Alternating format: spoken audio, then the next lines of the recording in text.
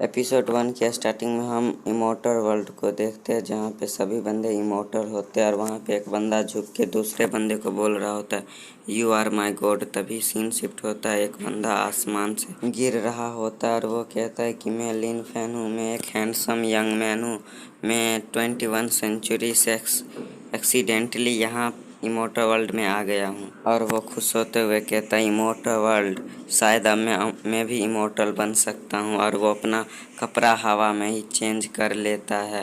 तभी उसके पीछे एक बूढ़ा आता है और कहता है कि अगर कोई मेल इमोर्टल वर्ल्ड में आए तो उसे किसी का सन बन के आना होगा। तुम जिसके सन बने हो उसके बॉडी का पोटेंशियल कल्टीवेशन के लायक नहीं है। ये सुन के लिन फैन रोने लगता है। वो कहता है अब मेरा क्या होगा, मैं तो अमर बनने आया था यहाँ पे।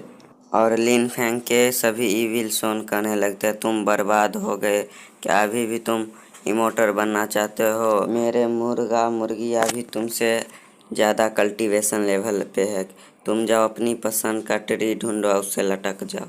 और तभी लिन फैंग के सामने एक सिस्टम ओपन होता है, सिस्टम से आवाज़ आता है कॉन्ग्रेचुलेसन, आपका गॉड लेवल कल्टीवेशन सिस्टम शुरू हो गया। जब आप इसके 666 टास्क को कंप्लीट कर लोगे तो आप दुनिया में सबसे पावरफुल बन जाओगे।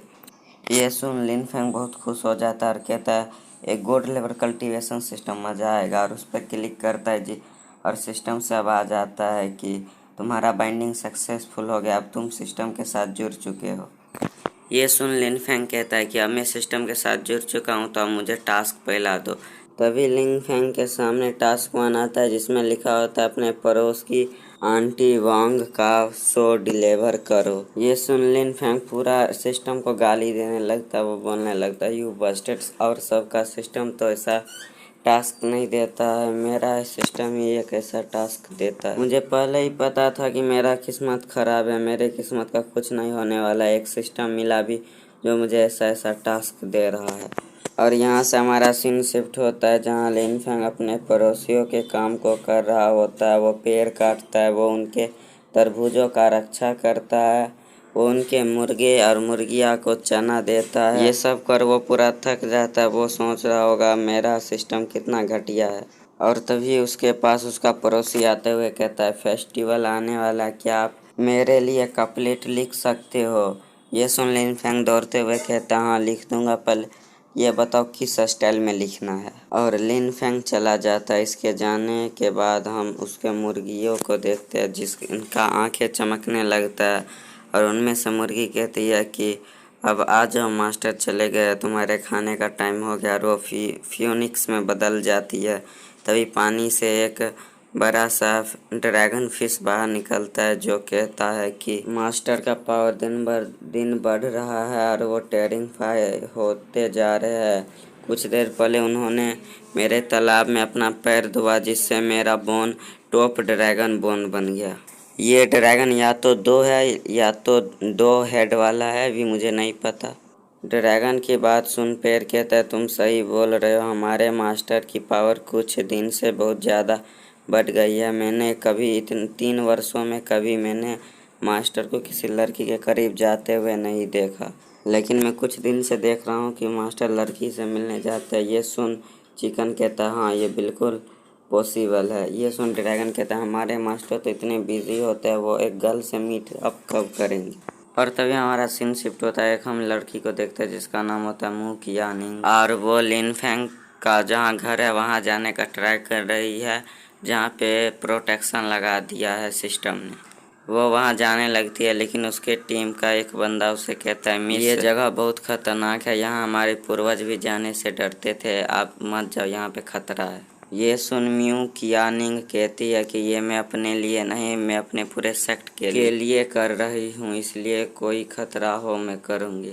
और वो अपने पास से एक आइटम निकालती है और वो कहती है कि तुम सभी लोग गोल्डन एलिक्सर का यूज़ करके अपने बॉडी का प्रोटेक्शन करो। मैं जब फॉर्मेशन डिस्क का यूज़ करूँगी तो तुम लोग मेरे पीछे आ जाना। और वो फॉर्मेशन डिस्क से एनर्जी क्रिएट कर उस सील पे मार देती है, लेकिन उसका थोड़ा क्रैक पड़ता है सिर पे, लेकिन उसका फॉर्मेशन डिस्क टूट जाता है और वो इंजर्ड होके बैठ जाती है। और वो सोचती है कि हम इसके पहले लेयर को भी तोड़ ना पाए। इसको हम पूरा कैसे तोड़ेंगे, तभी वो गिरने लगती है। और उधर से लिन फैंग खांसते खांसते बाहर आता है और वो कहता है कौन है, लेकिन तभी म्यू की यानिंग उसके गोद में गिर जाती है, जिसे देख लिन फैंग शर्माने लगता है और वह उसे उठाते हुए कहता है गल तुम्हारे साथ क्या मैटर है। लेकिन म्यू की यांग लिन फैंग की तरफ देख के कुछ सोचती है और इन्हें ग्रीट करने लगती है। कहती है द ग्रेटेस्ट सीनियर, हम लियू हुआऊ सेक्ट से, मेरा नाम है म्यू की यांग, हमें आपका हेल्प चाहिए। ग्रेट सीनियर, आप बहुत काइंड है, मुझे पता है आप मना नहीं करोगे। ये सुन लिन फैंग कहने लगता है नहीं नहीं, मैं कोई सीनियर नहीं हूँ, मैं तो एक नॉर्मल पर्सन हूँ। वैसे लियू हुआऊ सेक्ट तो मुझे फैमिलियर लग रहा है, वैसे मैं तुम्हारी मदद किस तरह कर सकता हूँ। ये सुन म्यू की यांग कहती है कि मास्टर हमें डार्क ग्रीन बीड चाहिए। ये सुन लिन फैंग कहता है डार्क ग्रीन बीड, ओ मैंने तो उसे कितना बार देखा है, इसे तो मैं ही बोया करता हूँ, ये मेरे पास है। गाइस, मुझे इस लड़की का नाम बोलने में नहीं होता, इसलिए मैं इसे म्यू की यांग के जगह म्यू कहूँगा। ये सुन म्यू कहती है कि सच में मास्टर, कृपया करके हमें रास्ता बताएं, हम आपके आभारी रहेंगे।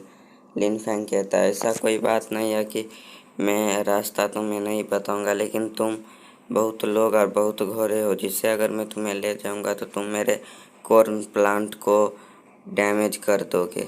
ये सुन के म्यू कहती है अगर ऐसा बात है तो आप मुझे अकेले ही ले चलो, जब तक आप मेरी मदद करेंगे मैं तब तक आपके लिए कुछ भी करूँगी। लेकिन तभी उसके सेक्ट का एक बंदा आते हुए कहता है मिस, आपको नहीं लगता ये जंगल बहुत खतरनाक है, आपको अकेला नहीं जाना चाहिए। वो म्यू कहती है मुझे पता है, लेकिन ये सेक्ट के लिए है, इसलिए मैं सेक्ट के लिए कुछ भी कर सकती हूँ। और लिन फैंग कहता है ठीक है तो, लेकिन कंट्री रोड पे चलना आसान नहीं है, लेकिन बहुत मुश्किल या डेंजर भी नहीं है।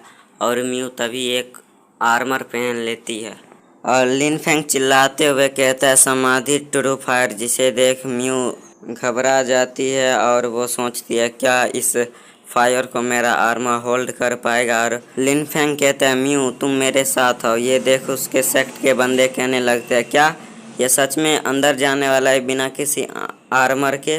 और लिन फैंग अंदर जाने लगता है, जिसे देख वो सभी हैरान हो जाते हैं कि ये बिना किसी आर्मर का ही, इसे फायर से कुछ हो ही नहीं रहा है, ये ज़रूर कोई एक्सपर्ट लग रहा है जो हमारे सामने कमज़ोर बनने का ट्राई कर रहा है। और सीन शिफ्ट होता है जहाँ लिन फैंग और म्यू फॉरेस्ट में पहुंच गए होते हैं। और लिन फैंग कहते हैं इस फॉरेस्ट के इन फायरवुड ट्री को एवरलास्टिंग ट्री भी कहते हैं, जिसे देख म्यू बहुत हैरान हो जाती है और कहती है ये तो टॉप ब्लैक फायरवुड ट्री है। और म्यू कहती है कि जुआ वाव फॉरेस्ट में कौन है जो इन टॉप ब्लैक फायरवुड ट्री को काट रहा है। और तभी म्यू चक्कर खा के गिरने लगती है, तभी उसे लिन फैंग पकड़ लेता है। कहता है तुम्हारे साथ क्या हुआ। वो कहती है आई एम फैन, बस मुझे थोड़ा चक्कर आ गया था। लिन फैन कहते हैं म्यू को चलो हम थोड़ी देर पेड़ के नीचे आराम कर ले। और म्यू फॉरेस्ट को देख के कहती है ये तो वंडरलैंड है, मेरा रिकवरी तुरंत हो रहा है। और लिन फैंग कहता है तुम पानी पीना चाहती हो, मेरे पास पानी है।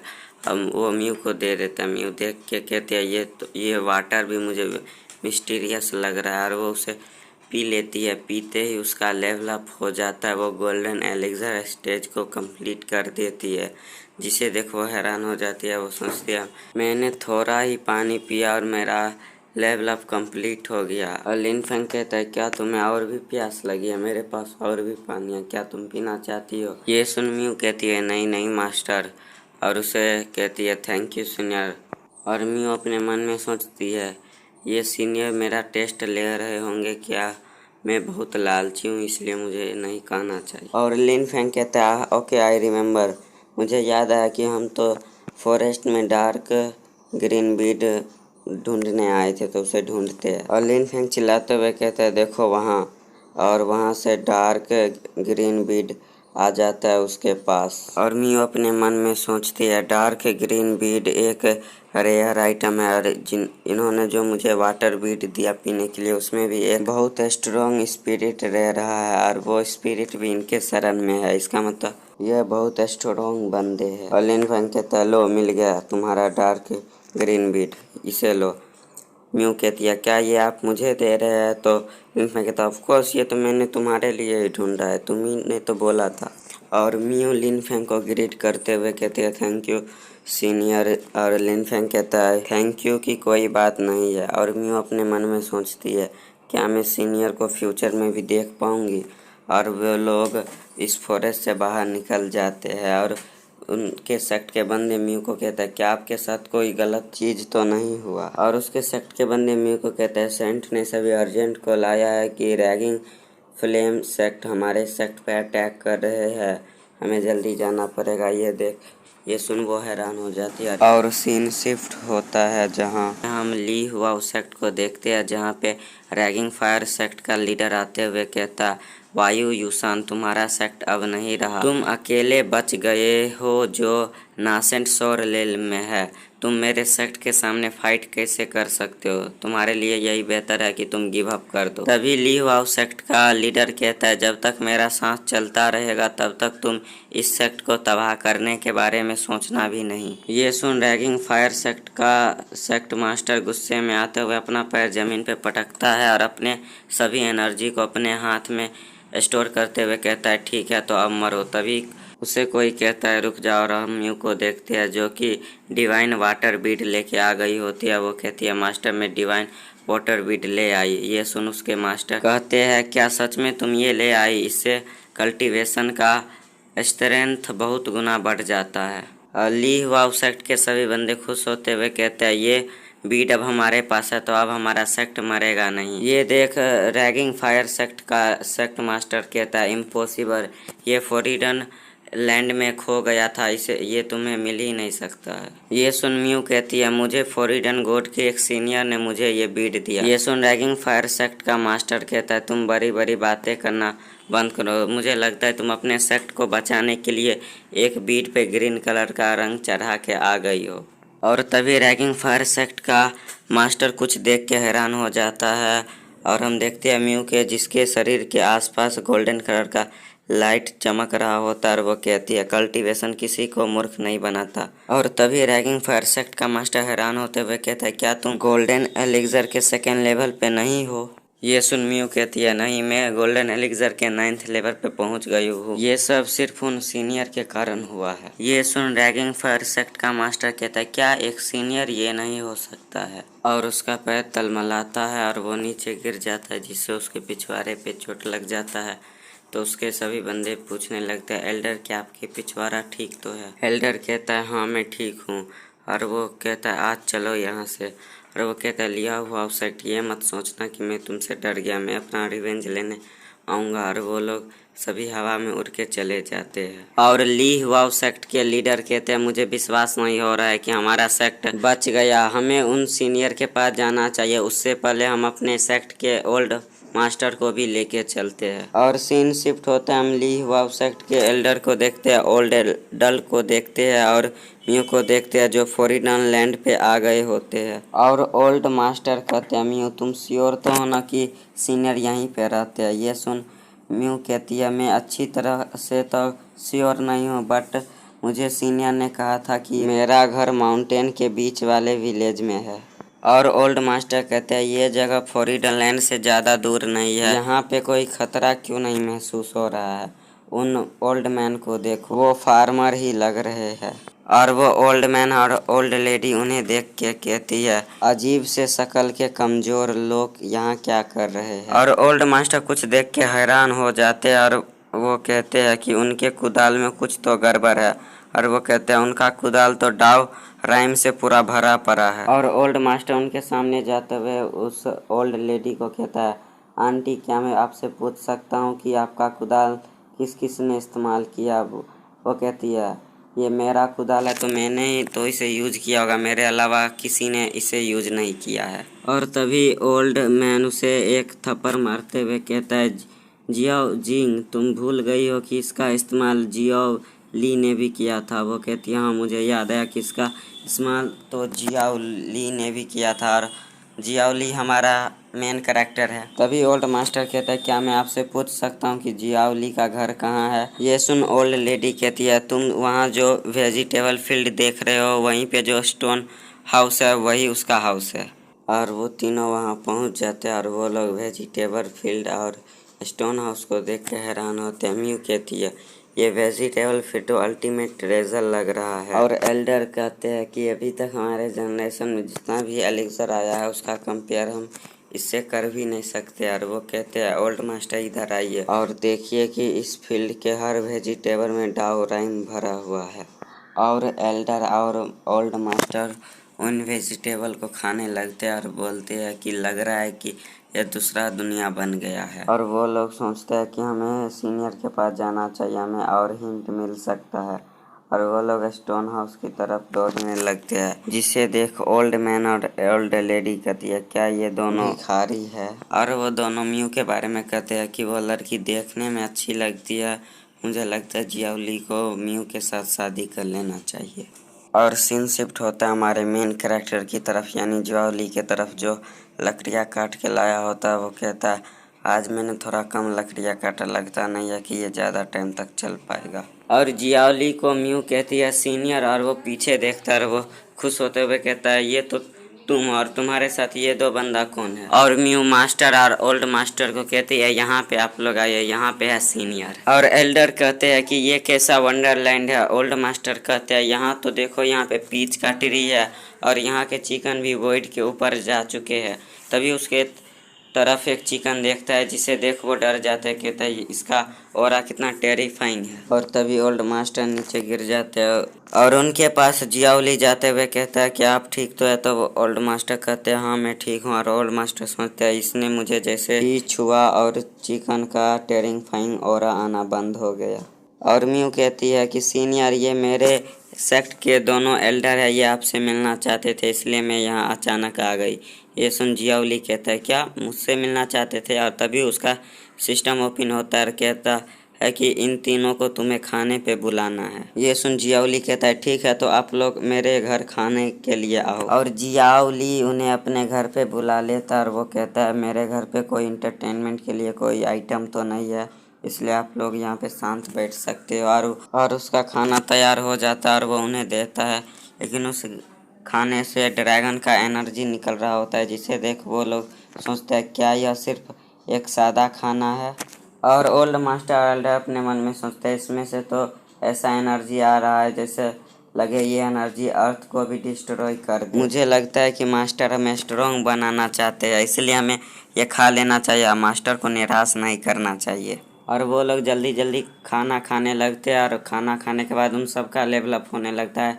एल्डर का, म्यू का, ओल्ड मास्टर तीनों का लेवल अप हो जाता है। ओल्ड मास्टर कहते हैं मुझे ये विश्वास नहीं हो रहा है कि मैं अपने कल्टीवेशन सील के आगे भी अब जा चुका हूँ। और ओल्ड मास्टर नीचे गिर जाते हैं। उनके पास जियाओली आते हुए कहता है कि खाते वक्त ज़्यादा एक्साइटेड होना अच्छी बात नहीं है, क्या ये गरीब फैमिली से आए हैं और ये बुढ़ापे में बहुत कठिन होगा। और जियालू ओल्ड मास्टर को उठा के उन्हें कहता है आप एक्साइटेड थे खाना खाने के लिए, इसलिए आप ये चाय पी लीजिए, इससे आपको राहत मिलेगा। और वो चाय पीने लगते हैं और पीने के बाद फिर से उनका लेवल अप होने लगता है और उसके कल्टीवेशन का लिमिटेड सील अनलॉक हो जाता है। तभी वह जियाओली के सामने झुकते हुए कहता है कि मास्टर आपने मुझ पे बहुत काइंडनेस दिखाई, मैं यू क्यू सुई ये कभी नहीं भूलूंगा। और वो सब भी उनके सामने झुकते हुए कहते हैं कि हाँ मास्टर ये जूनियर लोग कभी भी आपका काइंडनेस नहीं भूलेंगे। ये देख जियाओली थोड़ा घबरा जाता है। तभी उसका सिस्टम ओपन होता है, कहता है आपके ड्राइंग करने का टाइम हो गया है। और जियाओली कहता है आप लोग उठ जाओ, अब मुझे अपने भी काम करना है, इसलिए अब मैं आप लोगों को अपने घर पे नहीं रोक सकता हूँ। ये सुन म्यू कहती है ठीक है मास्टर, तो लेकिन मैं एक आपसे बात पूछना चाहती हूँ कि मैं दोबारा आपसे मिलने आ सकती हूँ। ये सुन जियाओली कहता है हाँ तुम आ सकती हो। ये सुन वो उसके साथ चिपकते हुए कहती है थैंक यू सीनियर। और वो लोग वहाँ से जाने लगते हैं और म्यू को एल्डर और ओल्ड मास्टर कहते हैं तुमने आज बहुत अच्छा काम किया। और सीन शिफ्ट होता है उन पे जहाँ पे वो लोग जा रहे होते हैं और बादल पूरा काला हो गया होता है और वो लोग बादल की तरफ देखते हुए थोड़ा हैरान हो जाते हैं। और हम आसमान में देखते हैं रैगिंग फायर सेक्ट के लीडर को, जो कहते हैं यू की सुई वही यूसान, मैंने आखिरकार तुम्हें ढूंढ ही लिया। और इसके साथ हमारा एपिसोड एंड होता है।